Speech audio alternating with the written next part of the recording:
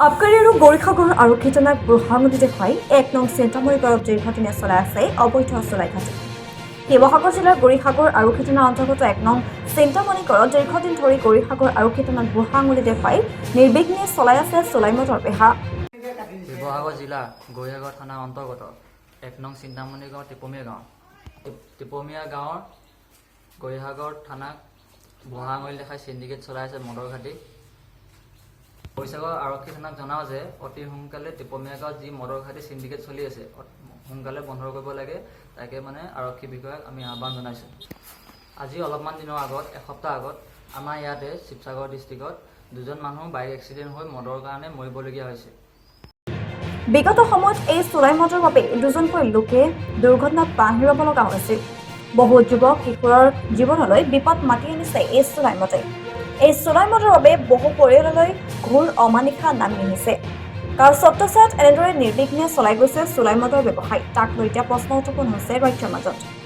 অবৈধভাৱে চলাই থকা এই চোলাই মদৰ ঘাটিসমূহ শীঘ্ৰেই উচ্ছেদ কৰি ৰাজ্যৰ গৰিসাগৰ আৰক্ষীক দাবী জনাইছে।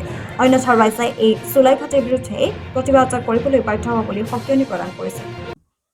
শিৱসাগৰ জিলাৰ গৰিসাগৰ থানাৰ অন্তৰ্গত টিপমীয়া গাঁও। আমাৰ ইয়াত বহুত মদৰ চিণ্ডিকেট চলি আছে, চোলাই মদৰ।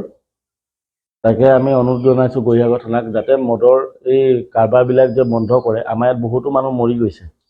আজি কেইদিনমানৰ আগতো এজন দুজন এনেকৈ বহুত মানুহ মৰিছে মদৰ কাৰণে। কিন্তু আমাৰ শিৱসাগৰ ডিষ্ট্ৰিক্টত বহুতো মদৰ বেপাৰ চলি আছে, কিন্তু আবকাৰী বিভাগে যদিও আহে তাৰপিছত যদি এদিন যদি বন্ধ কৰি যায়, তাৰ 2-3 দিনৰ পিছত আকৌ এটা যদি ভাঙি যায় 2-3টা আকৌ নতুনকৈ স্থাপিত কৰি দিয়ে মদৰ ঘাটি। এনেকুৱা হৈ আছে আমাৰ ইয়াত টিপমীয়া গাঁৱত এতিয়া মদৰ ঘাটি চলি আছে।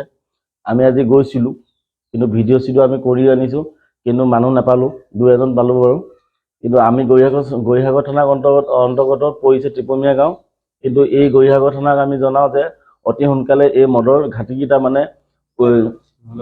উচ্ছেদ কৰি দিয়ে যাতে, নহ'লে বহুত মানুহ অসুবিধা হৈছে। কিন্তু বহুত মানুহ বিপদতো পৰি আছে। বহুত জেগাত এতিয়া মদৰ ঘাটিবিলাক উঠুৱাইছে, কিন্তু আমাৰ শিৱসাগৰ ডিষ্ট্ৰিক্টত মদৰ ঘাটিবিলাক উঠোৱাৰ বাবে আমি অনুৰোধ জনাইছোঁ।